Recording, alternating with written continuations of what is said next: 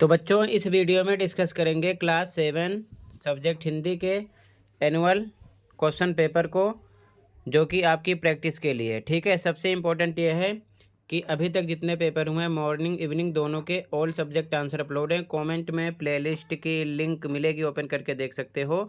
तो कमेंट को चेक कर लेना, अपने स्कोर चेक कर लेना, ऑल सब्जेक्ट आंसर मिल जाएंगे। सीधा आ जाओ क्वेश्चन पर। ये पेपर आपकी प्रैक्टिस के लिए, ध्यान रखना। तो केवल आपको प्रैक्टिस करना है, ठीक है ना। पैटर्न सेम रहने वाला है, मोस्ट इंपॉर्टेंट है, इसकी प्रैक्टिस कर लो ध्यान से ताकि समझ में आ जाए। ठीक है, तो पहला क्वेश्चन गद्यांश होगा आपका, ठीक है, उसे पढ़ना होगा और उसी में से आंसर ढूंढने होंगे। जैसे कि पहला क्वेश्चन है, गद्यांश को आप पढ़ लेना। ठीक है, पहला क्वेश्चन क्या बच्चों, पहला क्वेश्चन है गद्यांश के अनुसार केशव कहाँ से एक स्टूल उठा लाया। 4 ऑप्शन है, बैठक से, कमरे से, रसोई से, छत पर से। तो राइट आंसर खा ऑप्शन कमरे से। ठीक है, आप अच्छे से इसे पढ़ लेना। यहाँ पर मेंशन है केशव कमरे से एक स्टूल उठा लाया, तो कमरे से आंसर आ गया। ठीक है, अगला क्वेश्चन देखो ध्यान से। फर्स्ट का सेकंड क्वेश्चन है गद्यांश के अनुसार दफ्तर कौन गए हुए थे। तो कौन गए थे, बाबूजी। ठीक है, आगे देखो ध्यान से। अगला काव्यांश होगा, काव्यांश को भी पढ़कर आपको आंसर देने होंगे। तो काव्यांश को पढ़ लेना, सीधा आ जाओ क्वेश्चन पर। सेकंड का फर्स्ट क्वेश्चन, काव्यांश के अनुसार मेहनत वालों के सामने किसने शीश झुकाया। अब आंसर बताओ, 4 ऑप्शन आपके सामने हैं।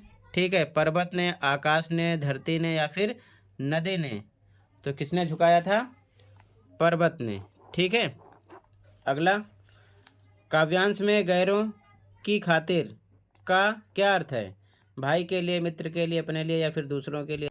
तो राइट आंसर है दूसरों के लिए। ठीक है, आगे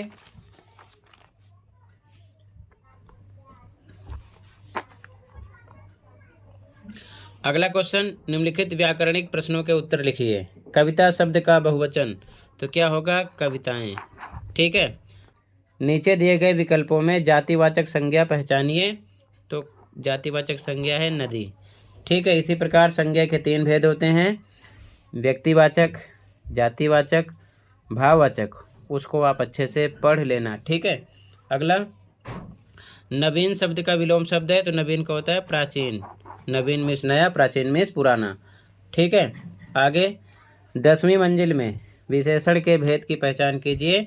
तो गिनती आ गई ना 10वीं 11वीं, तो यहाँ पर संख्यावाचक हो जाएगा। ठीक है ना, बाकी विशेषण के पहचान आप अच्छे से पढ़ लेना ताकि आपको पेपर में कोई दिक्कत ना हो। ठीक है, आगे एक गद्यांश फिर से मिलेगा, आपको पढ़ना होगा, पढ़कर आंसर देने होंगे, 4 नंबर का होगा। तो गद्यांश को अच्छे से पढ़ लेना, डायरेक्ट आ जाओ क्वेश्चन पर।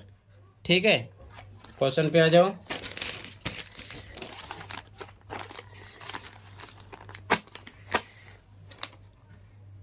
तो आगे देखो ध्यान से। फर्स्ट है इसका, गद्यांश के अनुसार खान पान की इस बदलती हुई संस्कृति से सबसे अधिक प्रभावित कौन हुई है। बीच की पीढ़ी, पुरानी पीढ़ी, भावी पीढ़ी या फिर नई पीढ़ी। तो नई पीढ़ी। ठीक है, अगला गद्यांश के अनुसार पाव भाजी कहाँ का स्थानीय व्यंजन है। दिल्ली, बम्बई, आगरा, कोलकाता। तो बम्बई का है। ठीक है, अगला लेखक के अनुसार दिल्ली के स्थानीय व्यंजन का क्या नाम है। तो ऑप्शन है इडली, बड़ा, डोसा, छोले कुलचे। तो छोले कुलचे दिल्ली के लिए। ठीक है, अगला गद्यांश के अनुसार मथुरा में कौन सा खाद्य पदार्थ प्रसिद्ध है। पेड़े, लड्डू, इमारती, समोसे। तो पेड़े। ठीक है, मथुरा में। आगे फिर से क्वेश्चन मिलेगा आपको काव्यांश, अच्छे से पढ़ लेना, 4 नंबर का रहेगा, इसी में से आंसर देने होंगे। ठीक है, तो इसे पढ़ लेना। क्वेश्चन पे आ जाओ सीधा, आप इसे अच्छे से पढ़ लेना। पहला क्वेश्चन है इसका, काव्यांश के अनुसार दबे पांव कौन बेचारी भागी। 4 ऑप्शन है, लिहाज, बेचैनी, ऐंठ, शर्म। तो कौन भागी, ऐंठ। ठीक है, यहाँ पर आपका ग ऑप्शन हो जाएगा। अगला काव्यांश के अनुसार कवि को ताने किसने दिए। उसकी घमंड ने, उसकी ऐंठ ने, उसकी झिझक ने या उसकी समझ ने। तो उसकी समझ ने, खा ऑप्शन हो जाएगा। अगला कवि के अनुसार एक दिन कवि कहाँ पर खड़ा था। कहाँ पर खड़ा था, राह पर, छत पर, दरवाजे पर या फिर मुंडेरे पर, तो यहाँ पर मुंडेरे पर घ ऑप्शन हो जाएगा। अगला क्वेश्चन, एक तिनका कविता के रचयिता कौन है? तो रामधारी सिंह दिनकर, सूर्यकांत त्रिपाठी निराला, सूरदास या फिर अयोध्या सिंह उपाध्याय हरिऔध। तो यहाँ पर आपका ख ऑप्शन हो जाएगा अयोध्या सिंह उपाध्याय हरिऔध। ठीक है। इसके बाद में अगला क्वेश्चन आपके पाठ से ही होगा, क्वेश्चन आंसर सही से पढ़ लेना। जैसे कि क्वेश्चन है, मिठाई वाला पाठ में बच्चे किसे देखकर पुलकित हो उठे? तो किसे देखकर पुलकित हो उठे? खिलौने वाले को, फेरी वाले को, रोहिणी को या फिर दादी माँ को? तो राइट आंसर हो जाएगा खिलौने वाले को, का ऑप्शन हो जाएगा। ठीक है, आगे देखो ध्यान से।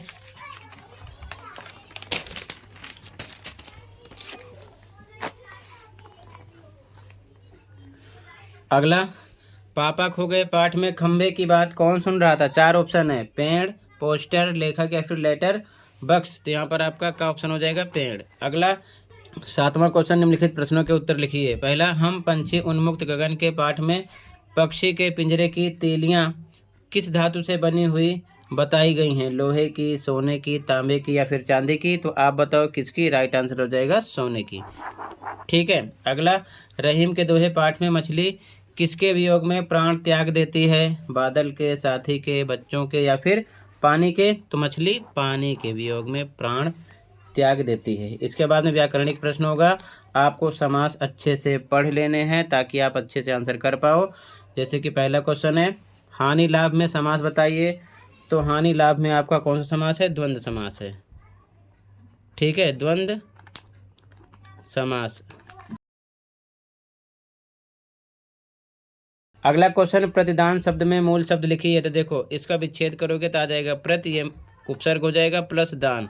तो ये उपसर्ग हो गया, तो बचने वाला आपका मूल शब्द होगा दान। तो यहाँ पर आपका राइट आंसर होता है दान। ठीक है। अगला, अनुमान शब्द में उपसर्ग लिखिए। तो स्टार्टिंग वाला यहाँ पर अनु आ जाएगा। क्या आ जाएगा? अनु। ठीक है। अगर पूछते कि अनुमान शब्द में मूल शब्द, तो अनु प्लस मान, मान मूल शब्द हो जाता। ठीक है, लेकिन यहाँ पर उपसर्ग पूछे तो अनु हो जाएगा। आगे, नीले नभ की सीमा पाने वाले वाक्य में विशेषण छांटिए। तो विशेषण की पहचान अच्छे से पढ़ लेना, जो संज्ञा सर्वनाम की विशेषता बताता है। तो नभ कैसा है? नीला है। तो यहाँ पर आपका आंसर हो जाएगा क्या? नीले। ठीक है। अगला, आगे निम्नलिखित प्रश्नों के उत्तर लिखिए। पहला, जो पूर्ण नहीं हो वाक्यांश के लिए एक शब्द, तो उसे बोलते हैं अपूर्ण। अगला, रहीम मित्रता को किसकी कसौटी पर कसने को कहते हैं? तो आंसर हो जाएगा विपत्ति, विपत्ति की कसौटी पर।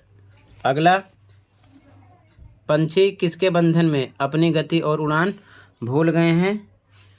तो स्वर्ण श्रृंखला के। ठीक है, ये आंसर हो जाएगा। अगला, एक तिनका पाठ में कवि की आंखें किस रंग की होकर दुखने लगी हैं?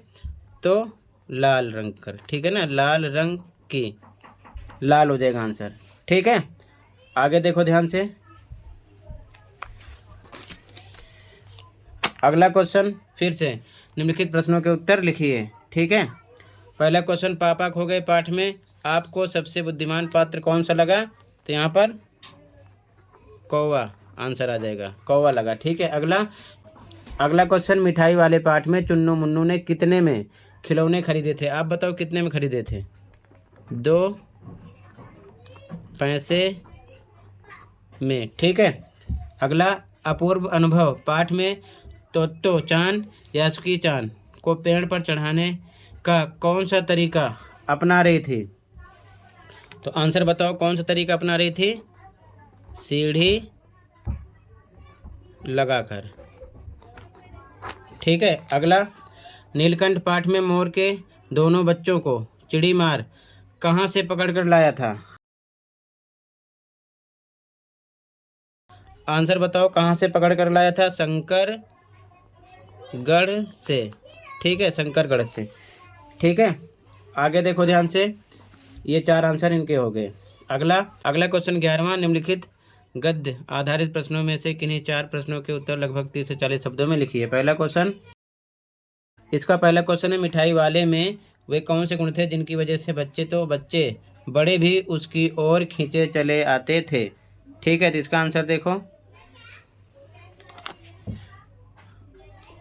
इसी प्रकार सभी पेपर के आंसर अपलोड हो जाते हैं। ध्यान से देखो, इसका आंसर है मधुर आवाज़ में गा गा कर अपनी चीज़ों की विशेषता बताना, बच्चों की मनपसंद चीज़ें लाना, कम दामों में बेचना, बच्चों से अपनत्व दर्शाना। इनमें से कोई 2 पॉइंट लिखने थे। यही सब गुण थे जिसकी वजह से बच्चे तो बच्चे, बड़े भी उसकी तरफ आकर्षित होते थे। अगला क्वेश्चन है, ध्यान से देखो, खान पान के मामले में स्थानीयता का क्या अर्थ है? खान पान की बदलती तस्वीर पाठ के अनुसार बताइए। इसका आंसर देखो, इसका आंसर है किसी विशेष स्थान के खाने पीने का विशेष व्यंजन जिसकी प्रसिद्धि दूर दूर तक हो।